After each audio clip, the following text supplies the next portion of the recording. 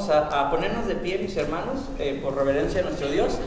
Vamos a leer, por favor, si tienen su Biblia, tómela por favor. Vean la primera carta del apóstol Pedro, capítulo 1, versos del 10 al 12. ¿Me indican cuando lo tengan? Sí, primera carta de Pedro, del apóstol Pedro, capítulo 1, versos del 10 al 12. Amén. Amén. Dice así la palabra de nuestro Dios, dice: los profetas que profetizaron de la gracia destinada a vosotros, inquirieron y diligentemente indagaron acerca de esta salvación, escudriñando qué persona y qué tiempo indicaba el Espíritu de Cristo que estaba en ellos, el cual anunciaba de antemano los sufrimientos de Cristo y la gloria que vendría tras ellos. A estos se les reveló que no para sí mismos, sino para nosotros administraban las cosas que ahora os son anunciadas por los que os han precedido. Los que han predicado el Evangelio por el Espíritu Santo enviado del cielo. Cosas en las cuales anhelan mirar los ángeles. Vamos a orar. Padre bueno, Padre misericordioso, Padre lleno de amor.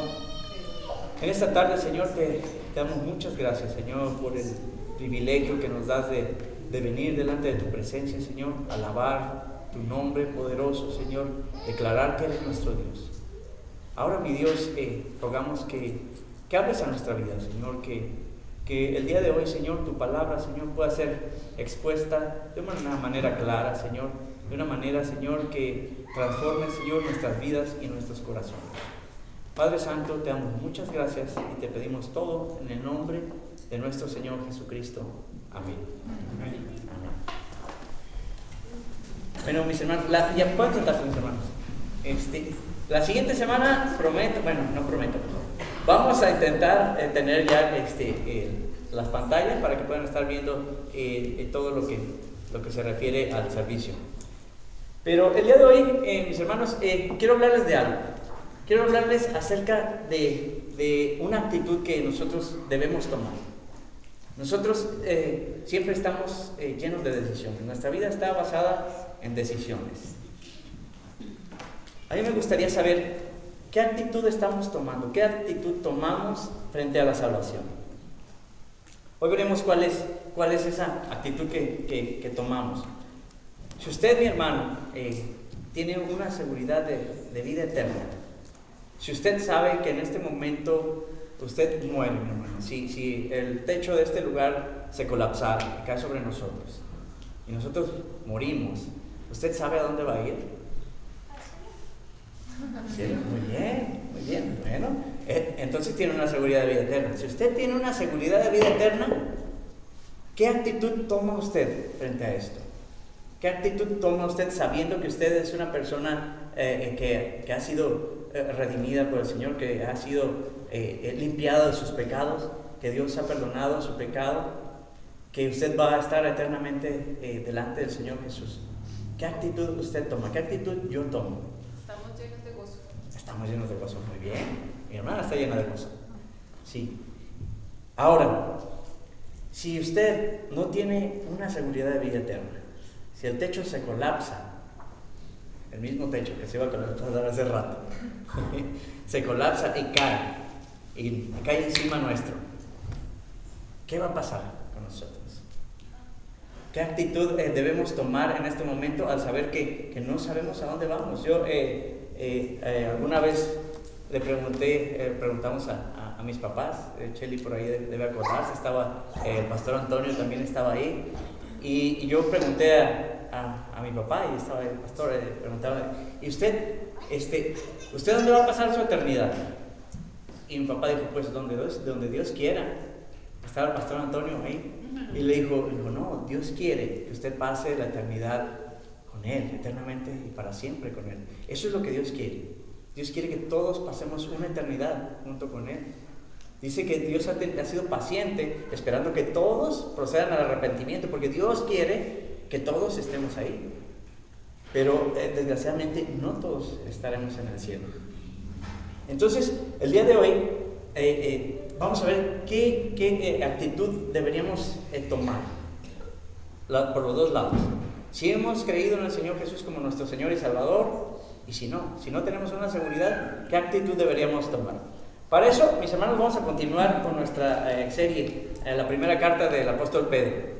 Hace ya un par de domingos que no regresamos a la carta del apóstol Pedro, porque tuvimos el servicio dedicado a ver cuál es el verdadero amor. Vimos también acerca de la familia. Y les decía que la vez pasada que vamos a seguir hablando de la familia, porque es muy importante. Es muy importante, es el núcleo de toda sociedad, de toda iglesia, de todo. Es la familia. La familia es muy importante, es porque es lo que Dios estableció. Dios estableció la familia para que fuera el centro de todo. Así que, mis hermanos, acompáñenme a la primera carta de Pedro. Si lo tiene ya a la mano, déjenlo por ahí, porque vamos a estar hablando de ella. Esta primera carta de Pedro, yo les comentaba cuando comenzamos la serie con el versículo 1, hemos ido versículo a versículo hablando sobre la primera carta de Pedro. Es una carta que daba un mensaje de esperanza a un pueblo cristiano que estaba siendo perseguido. Estaba siendo perseguido no solamente por los judíos, sino que también estaba siendo perseguido por los romanos. Estamos hablando de Pedro, alrededor del año 50 después de Cristo. Estamos hablando de alrededor del año 60, no se sabe con exactitud, pero se calcula que por esos años pudo haber sido escrita la primera carta de Pedro. Este es el apóstol Pedro, el que estuvo con el Señor Jesús, el que estuvo siempre al lado del Señor Jesús. Ahora, el decir que somos cristianos, mis hermanos, el decir que Jesús es el Señor, que Jesús es mi Señor, el día de hoy no tiene mayor implicación. Mi hermano, y entiéndame lo que digo. Me refiero a que usted puede decirlo en la calle y nadie le va a soltar una pedrada por decir que Jesús es el Señor de su vida. Muchas veces no lo hacemos, mis hermanos. Una, por cobardía, muchas veces. Otras veces no lo hacemos por comodidad, muchas veces. Y hay tantas razones, mis hermanos. De verdad que razones sobran. ¿Sabe que una de las razones por las cuales los cristianos, las personas que reconocen al Señor Jesús como Señor de su vida, no hablan a los demás acerca de Él, es muchas veces por vergüenza? ¿Sabe? Los primeros cristianos era diferente. Si usted, en el tiempo que se escribió la carta, si usted declaraba que Jesús era el Señor, usted estaba hablando blasfemias delante de los judíos. Recuerden, por eso crucificaron al Señor Jesús. Porque ellos consideraban que esto era una blasfemia, que se estaba blasfemando en contra de Dios. Si usted hablaba y declaraba que usted era cristiano, que el Señor Jesús era el Señor de su vida, delante de los romanos, usted estaba desacatando a la ley. Y eso era, mi hermano, eso era digno de muerte. Y más adelante habría más implicaciones acerca de esto. Mis hermanos, después ustedes recuerdan no recuerdo el año en este momento, por ahí del año 70, hubo 68 y 70, hubo un incendio en Roma. Este incendio en Roma tuvo repercusiones muy grandes para los cristianos. Esto fue a cargo de Nerón. Cuando Nerón incendió Roma, lo que hizo es que culpó a los cristianos de esto y se desató una persecución encarnizada, mis hermanos. Esta persecución fue terrible, tanto que los cristianos eran amarrados en los jardines de los gobernantes y eran incendiados ahí mismo. Alguien, por ahí hubo una película que hicieron acerca de la vida de Pablo. Areli recuerda, fue a ver por ahí la película de Pablo, y la verdad es que a mí me pareció muy, muy pequeñita esa película para todas las cosas que Pablo pasó. Pero algo que mostraron ahí fue la crudeza de lo que pasaban las personas que declaraban al Señor Jesús como Señor. Y eso es algo que ponen ahí muy vívido, cómo eran amarrados, cómo eran quemados vivos ahí para alumbrar los jardines. La verdad es que hubo una persecución tremenda, mis hermanos. Hubo una persecución que, mis hermanos, de verdad que no tenemos ni idea de lo que los primeros creyentes pasaron. Y muchas veces para nosotros es tan cómodo, mejor sentarnos y, ¿qué necesidad tiene? ¿Qué necesidad tiene de que yo declare quién es mi Señor? Entonces, la primera carta de Pedro, mis hermanos, Dios muestra a través de la Escritura, por la carta de Pedro, que Dios nos presenta una esperanza viva. ¿Ustedes recuerdan los capítulos anteriores? Vimos que era una esperanza viva, una herencia eterna e indestructible. No lo voy a repetir todo porque ya lo vimos semana por semana.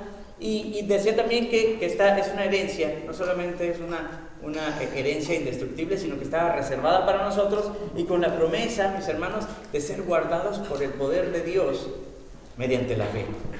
¿Ok? Está la promesa de ser guardados por el poder de Dios mediante la fe. Pedro también más adelante nos va a decir que es necesario que pasemos por un poco de tiempo por diversas pruebas, por diversas tribulaciones, por diversas angustias.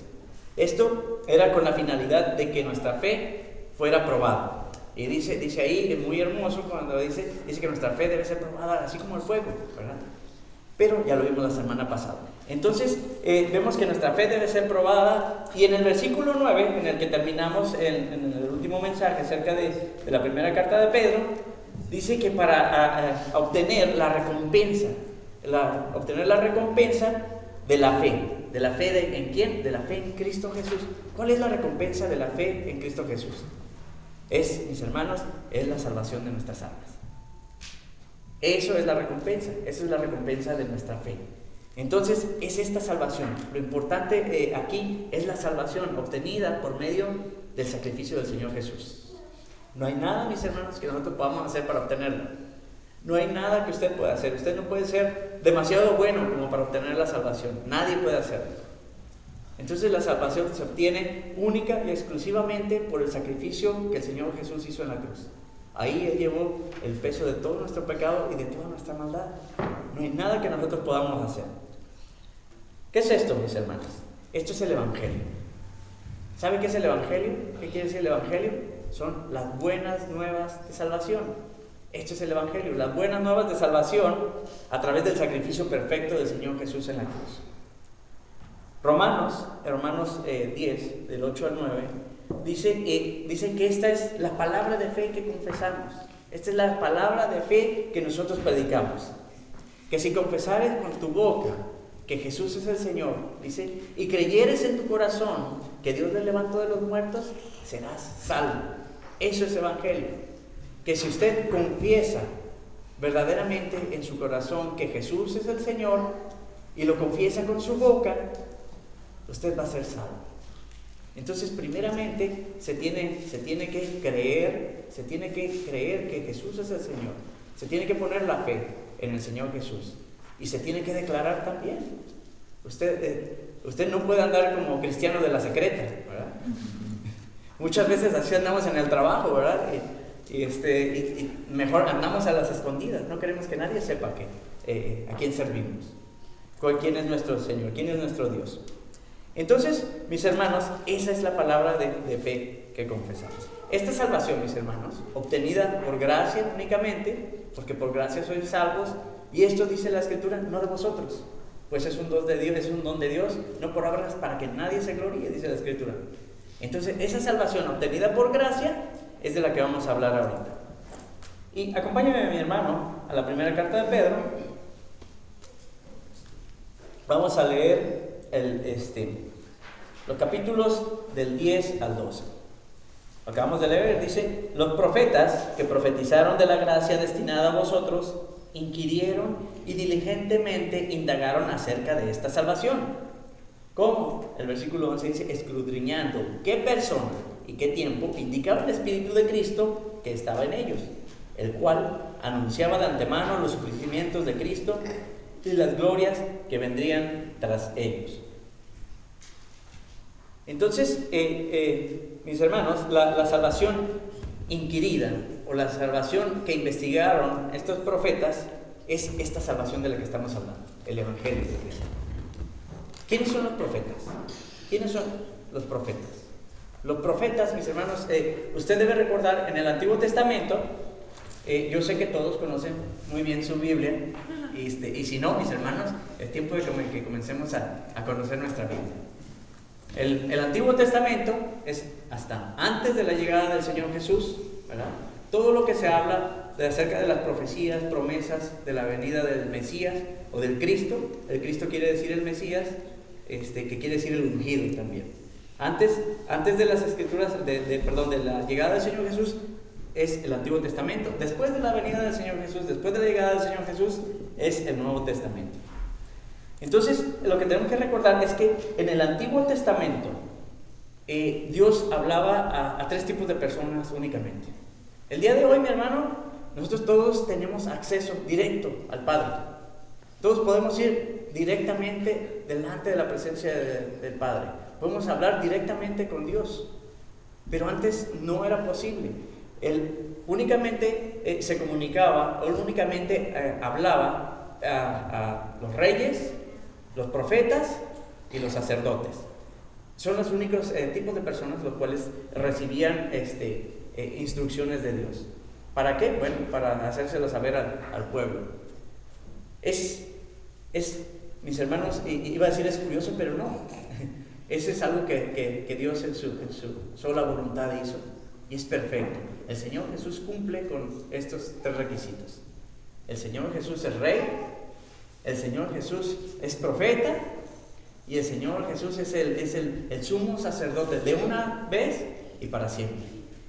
Cuando el Señor Jesús vino a la tierra y cumplió con el cometido que Él tenía, el de ir a la cruz por causa del pecado, ya no hubo necesidad de más sacrificios y el sacerdocio terminó. Ahora hay un sacerdocio universal, del cual todos nosotros tenemos esa responsabilidad de ser sacerdotes de nuestro hogar. Pero en el Antiguo Testamento únicamente Dios hablaba a profetas, reyes y sacerdotes. ¿Qué era lo que hacía el profeta? Cuando pensamos muchas veces en profeta, pensamos en alguien que está prediciendo el futuro, ¿verdad? Que dice, el profeta Daniel, y pensamos en las 70 semanas de Daniel y en el fin de los tiempos y en los sucesos apocalípticos, ¿verdad? Y es cierto, los profetas hablaban acerca de los sucesos futuros. De hecho, la profecía, mis hermanos, y déjenme comentarles un poco, la profecía muchas veces en la escritura era para el momento, para los que se estaba hablando, para después de un tiempo y para el futuro. Entonces, esos profetas podían hablar, obviamente sí podían hablar de los sucesos futuros, pero su función, mis hermanos, era comunicar la voluntad de Dios al pueblo. Ellos recuerdan que ellos no tenían el acceso a Dios. ¿Por qué? ¿Por qué la gente no podía tener acceso a Dios? ¿Saben? ¿Alguien tiene? Por el pecado, ¿cierto? ¿Cierto? ¿Por qué? Porque Dios es un Dios santo, santo, santo, que no tiene nada que ver con el pecado. Por eso es que no podía haber esa comunión normal entre el hombre y Dios. Estaba roto. Ese vínculo entre Dios y los hombres estaba roto a causa del pecado. Entonces, la función del profeta era esa, el de llevar, de comunicar la voluntad de Dios al pueblo. Él les comunicaba primero cuál era su voluntad, también les hablaba de las promesas. Mis hermanos, nosotros estamos llenos de promesas, la escritura está llena de promesas. Pero había otra cosa que también el profeta comunicaba, y eso era muy frecuente, y eso eran los juicios de Dios. Entonces, el profeta comunicaba la voluntad de Dios, qué es lo que Dios quería acerca del pueblo, ¿verdad? Cuáles eran las promesas y cuáles eran los juicios. Él les hablaba cuando venían juicios, y había juicios tremendos. Mire, Dios usó los profetas de una manera tremenda, mis hermanos, que cuando me pongo a leer algunos profetas, mire que a veces caigo en llanto, mis hermanos. Cuando veo que a alguno le dice, hoy quito de ti, dice el brillo de tus ojos. Le quita a su esposa, le dice, y hoy va a morir tu esposa. ¿Por qué? Porque él quería comunicar al pueblo algo. Y le dice, hoy va a morir, dice, la alegría de tus ojos. Hoy quito delante de ti la alegría de tus ojos. Y muere su esposa y le dice, ¿y sabes qué? Y no quiero que le guardes luto. Dice, porque quiero que mi pueblo vea esto. Había otros profetas que Dios les mandaba, dice, búscate una mujer prostituta y cásate con ella. Imagínense. Dice, busca una mujer prostituta, cásate con ella. Dice, ¿y sabes qué? Ámala así como es. Dice, Oseas es tremendo, mis hermanos, porque Dios le manda a casarse con esa mujer. Una mujer que estaba con muchos hombres, que fue vendida y aún así Él la amó de tal manera que dio todo lo que tenía. ¿Por qué? Porque Dios quería que el pueblo entendiera por medio de estos profetas lo que Él sentía. Él sentía esto, y esos son los sentimientos de Dios. Dios está lleno de atributos, pero también de sentimientos. Ese es un sentimiento. Mira, eso es lo que yo siento con mi pueblo. Yo amo tanto a mi pueblo, pero mi pueblo me ha sido desleal, así como una ramera, como una prostituta. Así me han sido ustedes. Sin embargo, Dios nos ama tanto, mis hermanos, que da todo lo que tiene por nosotros. No importa qué tanto hayamos pecado, mis hermanos. No importa qué tan malos hayamos sido. No hay mancha es mancha delante de Dios, mis hermanos. Y Él nos ha amado tanto, mis hermanos, que dio todo por nosotros. Dio a su Hijo unigénito por nosotros. Entonces Dios usa estos profetas. Dios usa a sus profetas para hablarnos todo esto, pero siempre, mis hermanos, siempre apuntando a Cristo. Toda la Escritura habla de Cristo. Desde el principio habla de Cristo. En el principio era el verbo era con Dios y el verbo era Dios. Es decir, Jesucristo era el principio. Jesucristo era con Dios y Jesucristo era Dios. Siempre habla acerca de Jesucristo. Cuando termina Apocalipsis, cuando llega a su casa, lee Apocalipsis y termina con Jesucristo. La Biblia comienza, se desarrolla y termina apuntando siempre a Jesucristo. Entonces, eso es lo que hacía el profeta. Y usted me va a preguntar, ¿hay profetas el día de hoy? ¿Será que hay profetas el día de hoy? ¿No? ¿Quién dijo no? Bueno, muy bien, hermano. Y bueno, en alguna manera, hermano, en algún sentido, sí, pero no. En algún sentido sí, y entiéndame lo que voy a decir en el sentido de que nosotros, mis hermanos, podemos decir cuál es la voluntad de Dios. ¿Recuerdan cuál es la función del profeta? Si alguien viene y me dice, es que Dios me ha revelado algo acerca del futuro, si no está en la Biblia, dúdelo, mi hermano. Si está en la Biblia, créalo, pero si no, dúdelo. Entonces, en alguna manera sí, en que podemos declarar al mundo cuál es la voluntad de Dios. ¿Recuerdan? Eso es lo que hacía el profeta. Hacía conocer al pueblo cuál era su voluntad. Hacía conocer a las personas también cuáles son las promesas y también los juicios. Entonces, de esa manera, sí hay profecía, pero aquí está ya, mis hermanos.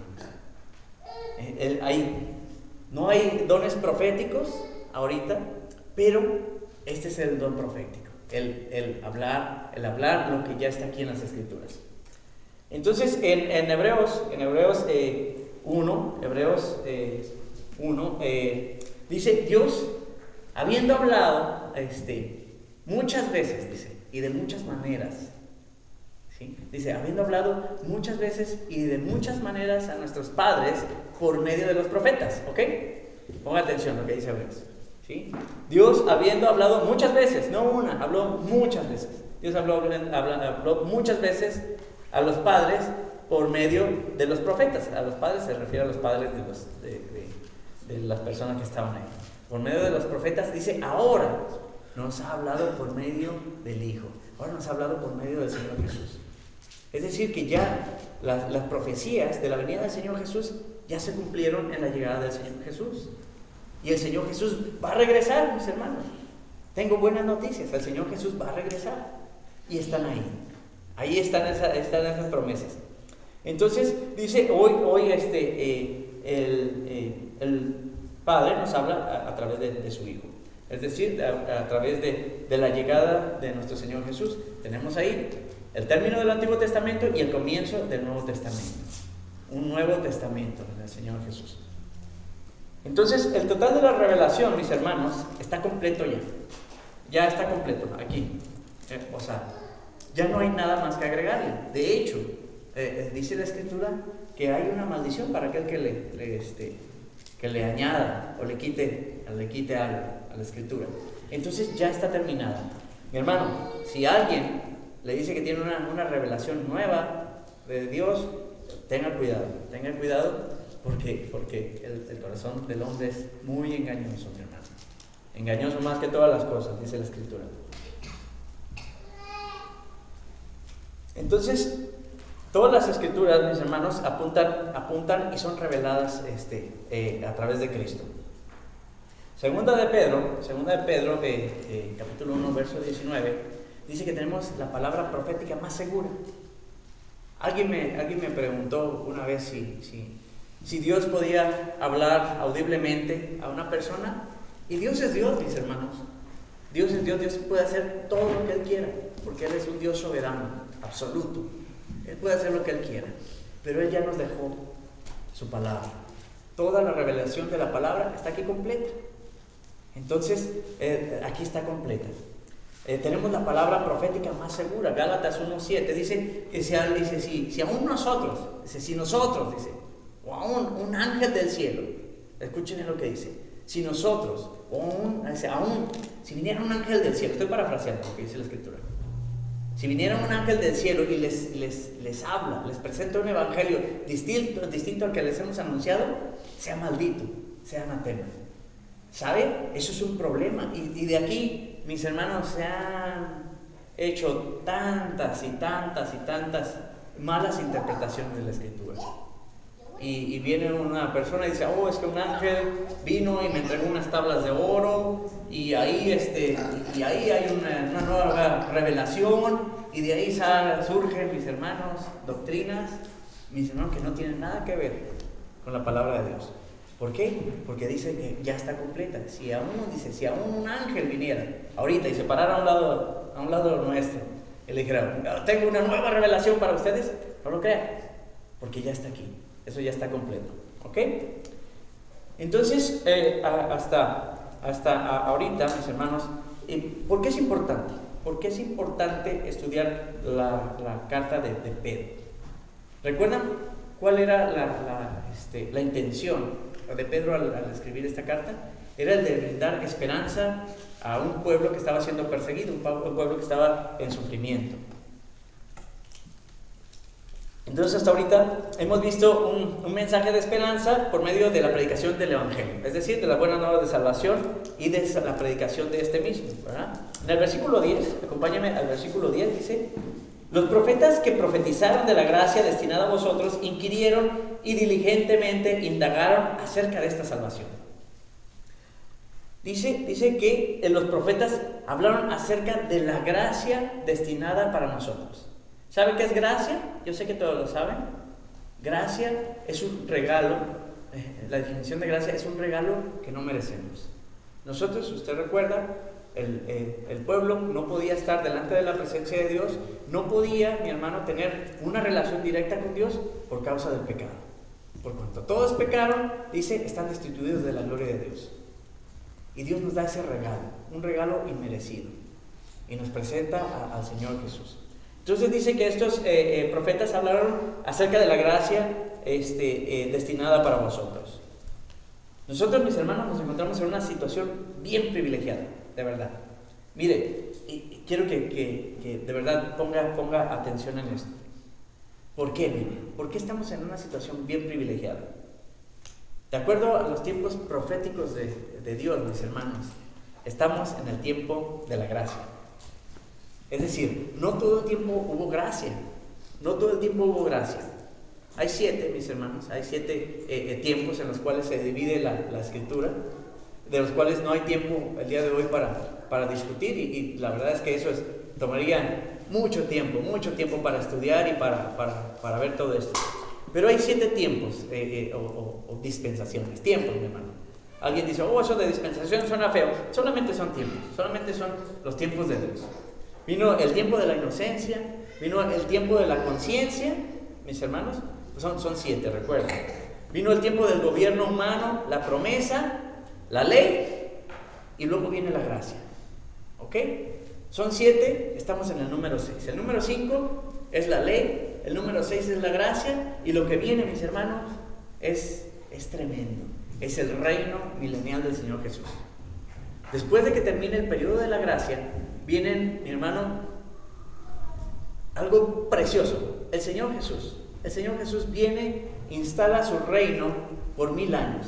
¿Le suena raro? ¿Le suena como imposible, mi hermano? Él es Dios. Y vienen 1000 años donde el Señor Jesús reinará la tierra, mis hermanos. Y todo va a ser perfecto en ese tiempo. Solo que tenemos un problemita. En el periodo de la ley, usted recuerda, comenzó con Moisés recibiendo las tablas de la ley. Moisés recibe las tablas de la ley y Dios proporciona un medio de salvación. Ok, usted recuerda, no hay manera que el hombre tenga comunicación con Dios. Únicamente reyes, profetas, sacerdotes. El sacerdote sabe que debería ser perfecto. Aún en su físico, él tenía que ser perfecto. Eso no era como hoy. No todos podían entrar directo a la presencia de Dios. Si el sacerdote era imperfecto, el sacerdote cuando entraba al lugar santísimo, él quedaba fulminado. Dice la Escritura que tenía que ser perfecto. ¿Sabe? No podía ser ni de nariz chata. Yo pasaba bien, ¿verdad? Sí le doy ahí el perfil de nariz. No es cierto. No, tenía que ser perfecto. De hecho, hay más cosas. Dice más cosas. Hay especificaciones aún físicas para que pudiera estar delante de Dios.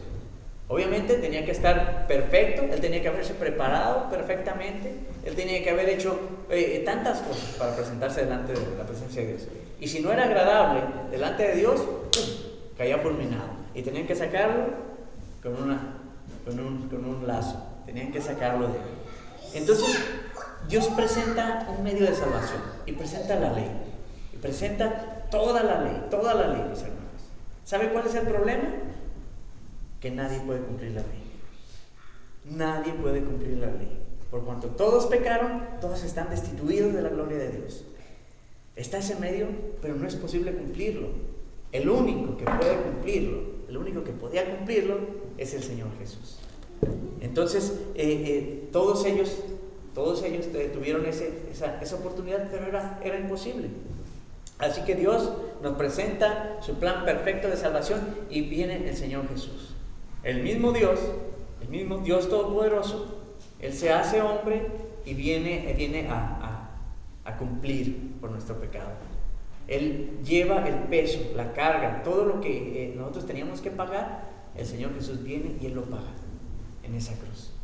Todo lo que usted hizo, está haciendo y hará en su vida, el Señor Jesús paga por ese precio. Usted no puede estar delante de la presencia de Dios porque Dios es un Dios santo, santo, santo. Pero el Señor Jesús derrama toda su sangre en la cruz del madero y Él paga por ese precio. Mis hermanos, ¿se da cuenta lo privilegiados que estamos ahora? Estamos en este periodo de la gracia. Termina el periodo de la ley con el Señor Jesús y entra la gracia. Y lo único que usted tiene que hacer, mi hermano, quiere saber si se desploma el techo de este lugar, o se sale y se patina y se pega en la cabeza, quiere saber dónde va a pasar su eternidad, únicamente tiene que declarar que el Señor Jesús es el Señor de su vida. Tiene que arrepentirse de sus pecados y recibirlo como su Señor y su Salvador personal.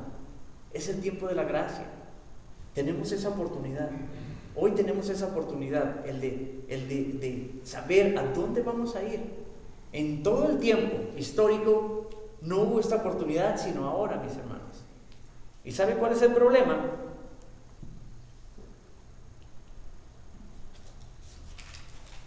Está a punto de terminar, hermano. ¿Sabe? No lo quiero asustarlo. ¿Recuerda usted que le hablé de 7 periodos? Son 7 nada más. Son 7. Y fuimos escalando desde el primero y llegamos al número 5, que es la ley, y entramos al periodo de la gracia. Ese periodo de la gracia, mis hermanos, estamos así de dar el salto al siguiente periodo, que es el reino milenial. Solo que hay un pequeño problemita. Ese transcurso entre el periodo de la gracia en el que estamos ahorita, en el que podemos, como un regalo de Dios, únicamente recibir al Señor Jesús y ser salvos, hay algo en ese intermedio. Y eso es que vienen los juicios de Dios. ¿Recuerdan? Los profetas no solamente declaraban las promesas, sino que declaraban los juicios de Dios. Y viene un periodo tremendo, mis hermanos. Viene un periodo tremendo, las 70 semanas de Daniel. Viene una gran tribulación, mis hermanos. Y de verdad, créanme que en cualquier momento esto puede pasar. Viene una gran tribulación, dice la Escritura, que jamás ha habido y no la volverá a ver. Viene el juicio de Dios contra esta tierra. Viene un juicio tremendo, tremendo. Cosas que jamás han pasado tal vez por su imaginación, ni hay siquiera películas que puedan describir lo que viene. Viene un juicio de Dios para esta tierra, antes de que se instaure el reino milenial del Señor Jesús. Después del reino milenial, ¿saben? El juicio final y la vida eterna. Los que hayan recibido, los que se encuentren en el libro de la vida del Cordero, a salvación, a vida eterna al lado del Señor Jesús, y los que no, a una condenación eterna. Entonces, eso es un problema tremendo. Nosotros creemos que la iglesia no va a pasar por la gran tribulación. Nosotros creemos que la iglesia va a ser arrebatada. Eso es lo que dicen las Escrituras. Que la iglesia va a ser arrebatada. El Señor Jesús va a venir por su iglesia, por aquellos que lo hayan recibido, por aquellos que hayan creído en Él. Dice que vamos a ser arrebatados. El mundo no va a saber lo que pasó, mis hermanos. Y sabe, ahora con toda esta cuestión de los ovnis y no sé qué tanto están, ya todas las redes sociales están hablando de ovnis y de no sé qué tantas cosas. La gente no va a saber ni qué pasó. De repente, en un abrir y cerrar de ojos, la iglesia se va, ¿sí? Y se queda aquí. La gente se queda a un sufrimiento tremendo, mis hermanos. La Escritura dice que Dios dice que va a pisar el lagar de la ira de Dios. Y yo les he hablado acerca de esto. ¿Saben qué es el lagar? ¿Saben qué es un lagar? Es donde se pisa la uva. ¿Alguien, mis hermanos de Madrid, saben? ¿Han visto dónde se hace el vino? ¿Sí? ¿Todavía lo hacen así, pisando? Sí, bueno. Ellos han visto eso. El lugar donde se pisa el vino, ese es el lagar. Cuando usted pisa las uvas para hacer el vino, usted machaca las uvas, de manera que todo el jugo de las uvas sube, ¿verdad? Y únicamente queda el jugo. La Biblia hace esa comparación acerca del sufrimiento que va a haber en esta tierra. Y dice que el Señor Jesús va a ser el que ejecute ese juicio. Dice que va a pisar el lagar de la ira de Dios. Dios es un Dios de amor. ¿Recuerdan? Lo vimos hace 2 semanas. Dios es un Dios de amor. Y no hay amor comparado al de nuestro Dios. Mis hermanos, Dios es un Dios de amor, pero también es un Dios justo, que hasta ahorita ha sido paciente, dice, esperando que todos procedan al arrepentimiento. Pero va a llegar un momento donde ese Dios justo va a traer justicia. Y dice que va a pisar el lagar de la ira de Dios. ¿Por qué lo compara con esto? Porque va a machacar, mis hermanos, a esta humanidad hasta que la sangre de esta humanidad suba como sube el vino. ¿Sí me entiende? Esa es una comparación que hace la Biblia, para que usted y nosotros podamos entender la inmensidad de lo que va a pasar, el juicio tan tremendo que viene por parte de Dios. Bueno, Dios, mis hermanos, trae juicio, mis hermanos. Vienen tiempos, tal vez, mis hermanos, vienen tiempos de persecución para con los cristianos. ¿Por qué es importante? Porque es importante ver lo que Pedro está haciendo aquí, brindando un mensaje de salvación, un mensaje de esperanza en medio de la tribulación, en medio de las dificultades, porque vienen tiempos de persecución. Mi hermano, yo no sé cuándo, pero Dios sí sabe cuándo, ¿ok? creo que estamos cerca. Yo no sé, tal vez a nosotros nos toca ver todo esto. Tal vez a nuestros hijos les toca ver esto. Pero viene un tiempo de persecución y ya comienza, mis hermanos. Viene un tiempo de persecución y tenemos que estar bien firmes, bien plantados en la roca que es nuestro Señor Jesús. Mis hermanos, acerca de lo que viene, dice que vienen tiempos de persecución y aflicciones, ¿sabe? Pero dice la Escritura que vienen antes de una gloria, mi hermano. Cuando el Señor Jesús fue a la cruz, mi hermano, cuando el Señor Jesús fue a la cruz, Él pasó un sufrimiento tremendo. Pero al final del sufrimiento y el resultado de ese sufrimiento, mis hermanos, terminó en gloria para Dios y en salvación nuestra. Mis hermanos, si vamos a pasar sufrimiento, tenemos que saber que vienen tiempos de gloria, vienen tiempos de refrigerio para nosotros. De aquí, mis hermanos, la importancia de la predicación fiel del Evangelio. ¿Qué es el Evangelio? Otra vez, las buenas nuevas de salvación. Las buenas nuevas de salvación. Que en el Señor Jesús hay vida eterna, que en el Señor Jesús hay perdón de pecados, que en el Señor Jesús tenemos, mis hermanos, hay todo lo que nosotros necesitamos. Hay quien dice, hay unas personas tan buenas, ¿verdad? Solamente les falta Jesús, les falta todo. Si no tenemos a Jesús, mi hermano, en nuestra vida, usted se muere, mi hermano, y su futuro, mi hermano, es terrible. Pero si usted tiene al Señor Jesús en su corazón, usted sabe que tiene una esperanza de vida eterna, y usted estará eternamente y para siempre al lado de Él. ¿En qué somos diferentes a estos profetas, mis hermanos? Ya para dejarlos, ¿en qué son diferentes los profetas a nosotros? ¿Recuerdan? Eran hombres comunes, ¿verdad? Pero eran hombres que tenían una verdadera relación con Dios. Eso es lo que nos diferencia. ¿De verdad tenemos una relación con Dios personal, con el Señor Jesús? Cuando el Señor Jesús fue a la cruz, cuando el Señor Jesús culminó su obra redentora en la cruz, dice que el velo del templo se rasgó de arriba abajo y nos da el acceso directo al Padre, mis hermanos. Ahora nosotros tenemos ese acceso directo al Padre. ¿De verdad, mis hermanos, nosotros tenemos esa relación personal con Dios? ¿Estamos cultivándola? Yo estoy tan enamorado de mi esposa. Tengo que decir, estoy enamorado. Y a veces, mi hermano, amanezco más enamorado que nunca, ¿verdad? Y hasta Chely me dice, ya párale, ¿no? Ya párale, me dice. Mis hermanos, porque tenemos que cultivar ese amor. Estamos cultivando ese amor para con Dios. ¿Sabe? El amor que yo pueda sentir para Chely, por mucho que sea, mi hermano, aunque me escurra la miel, mi hermano, no es ni así de pequeñito comparado al amor que Dios tiene para ella y para mí. Tenemos que cultivar, mis hermanos, esa relación con Dios. Dios está ahí, dispuesto para escucharnos, para hablar con nosotros. Entonces, mi hermano, tenemos esa diferencia. Estos hombres, mis hermanos, tenían una relación verdadera con Dios. Eran hombres obedientes. Yo no recuerdo un profeta que no haya sido obediente. El único fue Jonás, que se rebeló un poquito, mi hermano. Todos los profetas eran obedientes. Mire, le voy a decir, hubo un profeta que Dios le dijo, vas a cocer tu pan, le dijo, lo vas a cocer con estiércol humano. ¿Sabe qué es el estiércol? Con popó humano. Lo vas a cocer. Y dijo, Señor, dice, no, que esto no suceda jamás, en mi boca ha entrado cosa inmunda. Ok, te voy a dar una oportunidad. En lugar de cocerlo con estiércol humano, lo vas a cocer con estiércol de animal, ¿verdad?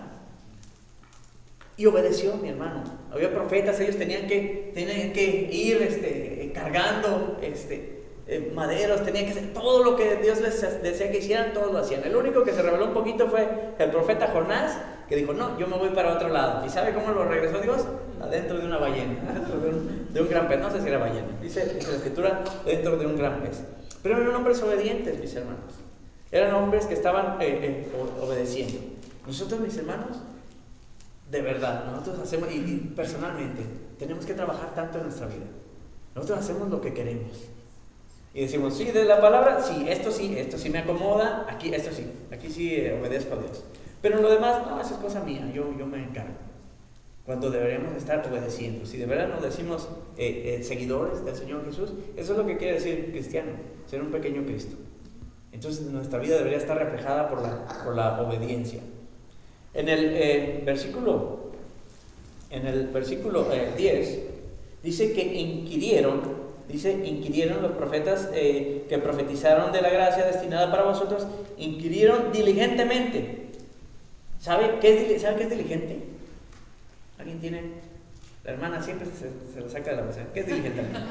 Bien, eficaz y eficiente. Eficaz, eficientemente. Dice que inquirieron, es decir, que investigaron diligentemente, indagaron acerca de la salvación. Dice el versículo 11, escudriñando qué persona y qué tiempo indicaba el Espíritu de Cristo que estaba en ellos, el cual anunciaba de antemano los sufrimientos de Cristo y las glorias venideras. Ellos inquirieron, mis hermanos. ¿Sabe? Ellos sabían que la gracia no era para ellos. Los profetas sabían que no era para ellos, sino que era para nosotros, mis hermanos. Somos tan privilegiados que ellos trabajaron, ellos se sacrificaron, obedecieron a Dios para beneficio nuestro, mis hermanos. Y ¿sabe? Ellos no tenían la Reina Valera del 60.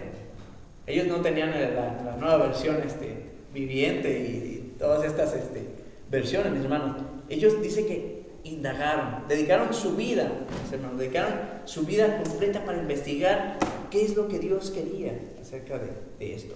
Ellos indagaron diligentemente, escudriñaron, mis hermanos, en lo que ellos tenían a la mano para saber de qué se trataba, cuándo, en qué tiempo iba a venir el Señor Jesús.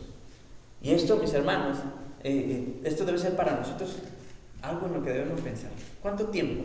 Y de verdad, no me lo diga a mí, mi hermano, pero piense usted, ¿cuánto tiempo usted dedica, mi hermano, a leer la palabra de Dios?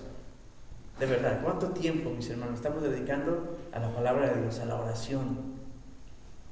De verdad, es algo en lo que tenemos que estar mejorando en nuestras vidas. Esa es la diferencia que hacían los profetas. Los profetas eran hombres obedientes. No solamente eso, sino que indagaban diligentemente, escudriñaban, buscaban, esta palabra, ¿qué es lo que quiere decir esta palabra en el original? Esto es lo que quiere decir, ¿verdad?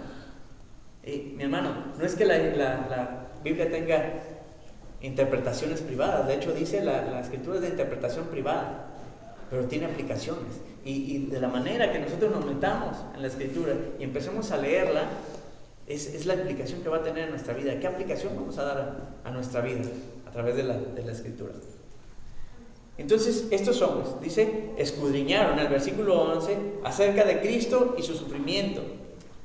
Dice el versículo 11 que escudriñaron qué persona y qué tiempo indicaba el Espíritu de Cristo que estaba en ellos, el cual anunciaba de antemano los sufrimientos de Cristo y las glorias que vendrían. Es decir, no solamente indagaron lo que el Señor Jesús iba a hacer, sino la gloria del Señor Jesús después de esto. ¿Usted recuerda? Hablábamos acerca de las mamás, de las señoras que son madres, ¿verdad? Hay un sufrimiento cuando están teniendo a su bebé, pero después, dice la Escritura, después que tienen a su bebé, se olvida del dolor por la alegría de ver a su pequeñito. Y ellos indagaron tanto, mis hermanos, que no solamente vieron el sufrimiento, sino que vieron la gloria del Señor Jesús. El Señor Jesús, mis hermanos, le tengo noticias, no está en la cruz. No está en la cruz como nos lo pintan a veces. No está ahí en la cruz. El Señor Jesús murió, es verdad, murió, pero resucitó, mis hermanos. El Señor Jesús resucitó y el Señor Jesús reina eternamente y para siempre. Y el Señor Jesús regresará, mis hermanos. Y va a regresar por nosotros, mis hermanos. Por una iglesia santa, sin mancha y sin arrugas. El Señor Jesús viene. El Señor Jesús viene y mis hermanos, tal vez viene pronto. Son buenas nuevas, mis hermanos. Dice el versículo 12, dice, a estos se les reveló que no para sí mismos, sino para otros administraban las cosas que ahora os son anunciadas. A estos se les reveló que no para sí mismos, sino para nosotros administraban las cosas que ahora os son anunciadas por los que os han predicado el Evangelio. Hermanos, ellos ellos sabían que no era para ellos. Y sin embargo, mis hermanos dedicaron su vida a escudriñar y a dar un servicio. Dice que a estos se les reveló que no para sí mismos, sino para nosotros administraban. La palabra original ahí para la administrar es la palabra de la cual se deriva diácono, o sea, servicio. Ellos sabían que el servicio no era para ellos, sino que era para nosotros. Nosotros, mis hermanos, somos receptores de un beneficio tremendo por medio del Evangelio. Nosotros somos los beneficiarios del Evangelio. De la buena nueva de salvación, el beneficio es nuestro. Alguien, mi hermano, déjeme decirle, algún día, mi hermano, se incomodó por usted. Alguien tal vez estaba sentado en su casa viendo la televisión y Dios puso en su corazón el ir y hablarle a usted acerca del Señor Jesús. Que en el Señor Jesús hay vida eterna, que en Él hay salvación. Alguien, mi hermano, se preocupó, se interesó por usted. Alguien se interesó por mí. ¿Sabe?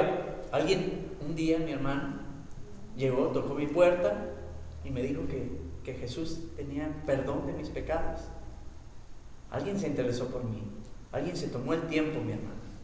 Alguien hizo algo que más allá de lo que él estaba haciendo en su hogar. ¿Cuántas veces, mis hermanos, nos hemos tomado el tiempo de hablarle a los demás acerca de Cristo? ¿Cuántas veces nos hemos incomodado? Muchas veces por vergüenza, muchas veces por cobardía, mis hermanos, muchas veces por comodidad. Yo tengo que decirles que desde que el Señor Jesús entró en nuestra vida cambió completamente. Mi hermano, Dios tenía planes de bien para nosotros y alguien se tomó el tiempo para hacerlo. Ellos, mis hermanos, indagaron, dicen los profetas indagaron diligentemente. A ellos se les reveló que no era para sí mismo que administraban esas cosas. Nosotros tenemos que hacer lo mismo. Sabemos que nosotros ya tenemos un beneficio, pero dice que administraban las cosas que ahora os son anunciadas por los que os han predicado el Evangelio por el Espíritu Santo enviado del cielo. Nosotros tenemos una gran comisión. Tenemos que ir y predicar a las naciones. Tenemos que hacer discípulos a las naciones, enseñándoles que guarden todas las cosas que el Señor Jesús nos ha mandado. Esa es la gran comisión, ir y hacer discípulos. Pero nosotros muchas veces, mis hermanos, no nos tomamos el tiempo. El Señor Jesús dio su vida por nosotros, mis hermanos. Él pasó un tiempo de sufrimiento que nosotros debíamos haber pasado, mis hermanos. Y nosotros, ¿qué tan agradecidos somos? Alguien dijo una vez, decía, Chely y Samuel, y entiéndanme lo que voy a decir. Dijo, yo veo que son tan agradecidos por lo que Dios ha hecho en ellos. Y yo veo cómo ellos quieren servir por ese agradecimiento. Y cuando veo dentro de mi corazón, mi hermano, les soy sincero, y me da tanta tristeza, mi hermano, ver mi corazón. Y de verdad decir, de verdad estoy agradecido. ¿Es cierto lo que dijeron ellos? Mi hermano, hago tan poco, mis hermanos. Yo hago tan poco. El Señor Jesús me lavó, mis hermanos. El Señor Jesús dio sentido a mi vida. El Señor Jesús me limpió de mi pecado, me sacó del hoyo cenagoso. El Señor Jesús me dio una oportunidad, mis hermanos, me da una seguridad de vida eterna y sé que estaré juntamente con Él para siempre, eternamente, mi hermano. ¿Y qué estoy haciendo yo? ¿De verdad soy agradecido? Mi hermano, yo le invito, mi hermano, a que vea dentro de su corazón, mi hermano, y vea qué tan agradecido es usted por lo que Dios ha hecho por usted. ¿Cuál va a ser nuestra actitud, mis hermanos? El tema de hoy era ¿cuál es nuestra actitud frente a la salvación? Si usted, mi hermano, está seguro de su salvación, mi hermano, si usted sabe a dónde va a ir, dónde va a pasar su eternidad, mi hermano, ¿qué actitud debe tomar? Tomando en cuenta lo que hicieron los profetas, lo que nos enseña la primera carta de Pedro. Y mi hermano, si usted, mi hermano, no tiene una seguridad, si en su corazón, de verdad, póngalo dentro de su corazón, pregúnteselo usted mismo. ¿Sé dónde voy a pasar mi eternidad? ¿Sé dónde voy a estar si yo muero ahorita? Si yo muero mañana, ¿sé dónde voy a estar eternamente? Si no, mi hermano, hoy es el día de salvación. ¿Qué es lo que va a hacer? El Señor Jesús nos presenta una oportunidad de salvación, de vida eterna.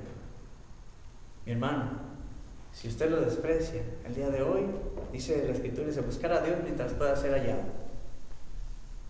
No sabemos, mis hermanos, los tiempos son malos, mis hermanos. Y viene un juicio tremendo de parte de Dios. No sabemos qué va a pasar el día de mañana. Así que si usted no ha recibido al Señor Jesús como Señor y Salvador de su vida, yo creo que hoy es una buena oportunidad, mi hermano. Dios promete perdonar de pecados, mis hermanos, promete limpiar nuestra vida y nos promete estar eternamente delante de su presencia. El versículo 12, con esto terminamos. El versículo 12 de primera de Pedro capítulo 1 dice: a esto se le reveló que no para sí mismos, sino para nosotros administraban las cosas que ahora os son anunciadas, por los que les han predicado el Evangelio por el Espíritu Santo enviado del cielo. Cosas, dice aquí, las cuales anhelan mirar los ángeles. ¿Sabe usted qué es lo que dice ahí? Cosas de las cuales anhelan mirar los ángeles. ¿Sabe? Los ángeles quisieran participar de ese privilegio tan grande que nosotros tenemos, de presentar el amor de Cristo. Que Dios nos ha amado de tal manera, mi hermano, que aunque somos pecadores, aunque le hemos fallado, aunque hemos hecho lo peor, mis hermanos, Dios nos ha amado tanto que ha dado a su Hijo unigénito para que todo aquel que en él crea no se pierda, mas tenga vida eterna. Eso se nos ha dado a nosotros, es un privilegio. Mis hermanos, de verdad muchas veces nos da flojera servir en el servicio, nos da flojera, mis hermanos, venir, escuchar la palabra de Dios, nos da flojera alabar el nombre de Dios, nos da flojera, mis hermanos, predicar el Evangelio. Y los ángeles, mis hermanos, dice que están ahí, dice anhelan mirar estas cosas. Dice que están mirando con una expectativa, mi hermano. Los ángeles están tan emocionados. Hay buenas nuevas de salvación. ¿Hay condenación para el mundo? Sí, hay condenación para el mundo, pero hay buenas nuevas de salvación. En Cristo hay salvación, hay vida eterna, y los ángeles están ahí. ¿Qué van a hacer? ¿Qué vamos a hacer? Mis hermanos, ¿qué es lo que estamos haciendo?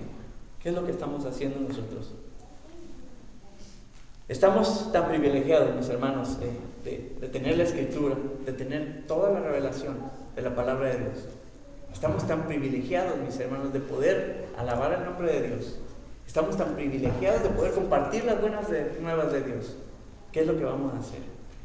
Yo le animo a mi hermano a que reflexione el día de hoy en su vida. ¿Qué era lo que tenían diferente estos profetas? Eran obedientes, mis hermanos. ¿Estamos siendo obedientes? Ellos tenían una relación personal con Dios. ¿Estamos cuidando y estamos fomentando nuestra relación con Dios? Con la lectura de la palabra, con la oración. Y mis hermanos, esta mañana yo quisiera preguntarle algo. ¿Está usted seguro de su salvación? ¿Usted está seguro de dónde va a pasar su eternidad? Si muere hoy, mi hermano, ¿sabe dónde va a pasar su eternidad?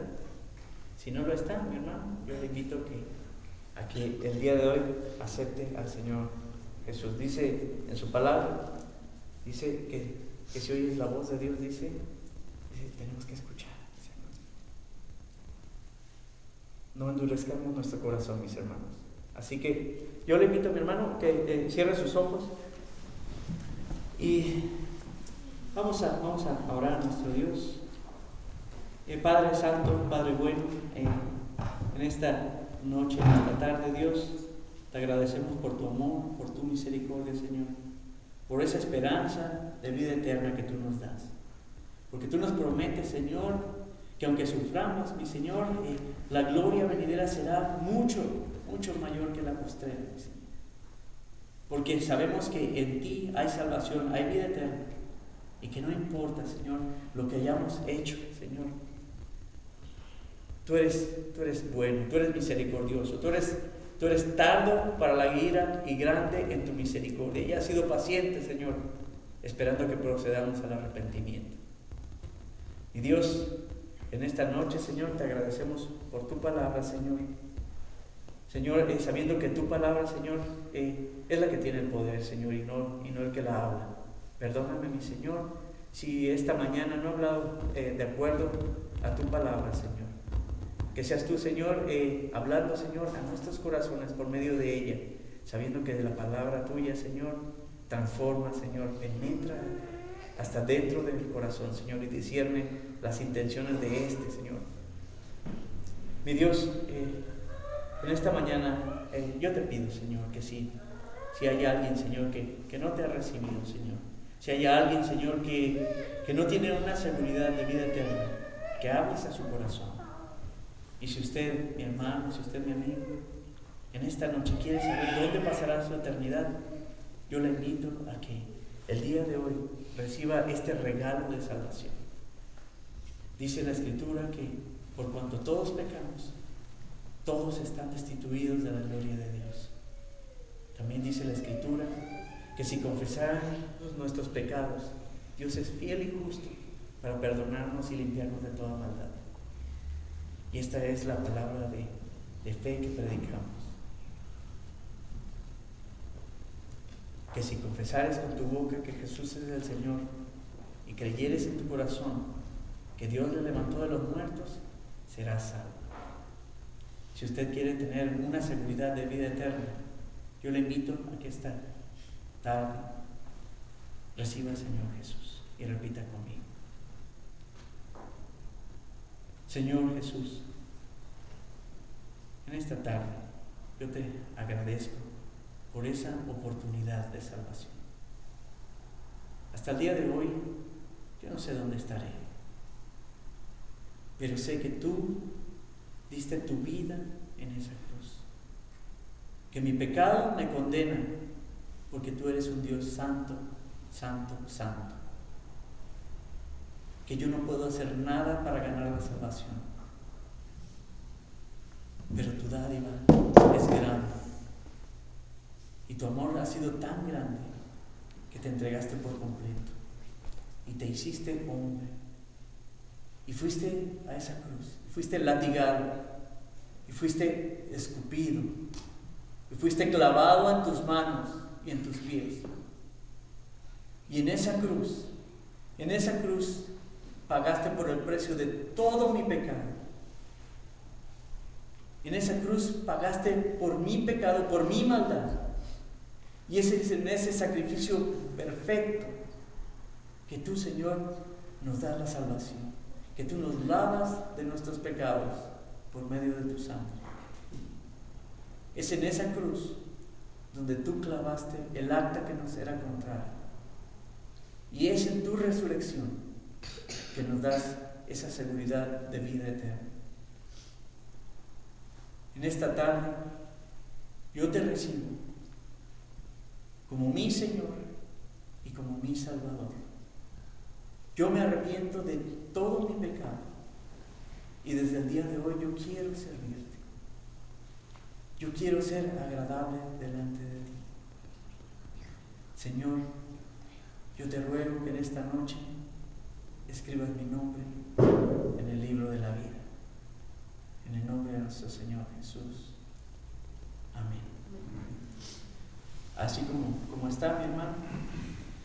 Si usted tiene años en el Evangelio, si usted se hace llamar seguidor del Señor Jesús, y ha menospreciado la salvación que Él ha tenido para con usted, yo lo invito, mi hermano, a que escudriñe su corazón y que vea si realmente hay agradecimiento en su vida. Mis hermanos, Dios nos da una oportunidad más de servirle. Padre, en esta noche te damos muchas gracias, Señor, Pedimos, Señor, que nos des una oportunidad de servirte, Señor. Padre, de reconocer lo que tú has hecho por nosotros siempre, Señor. Y sobre todo, mi Señor, de ser agradecidos, Señor, y de llevar, Señor, las buenas nuevas de salvación a aquellos que no te conocen. Padre Santo, usa nuestras vidas, úsanos como instrumentos útiles para tu reino, mi Dios. En el nombre de nuestro Señor Jesús lo pedimos. Amén.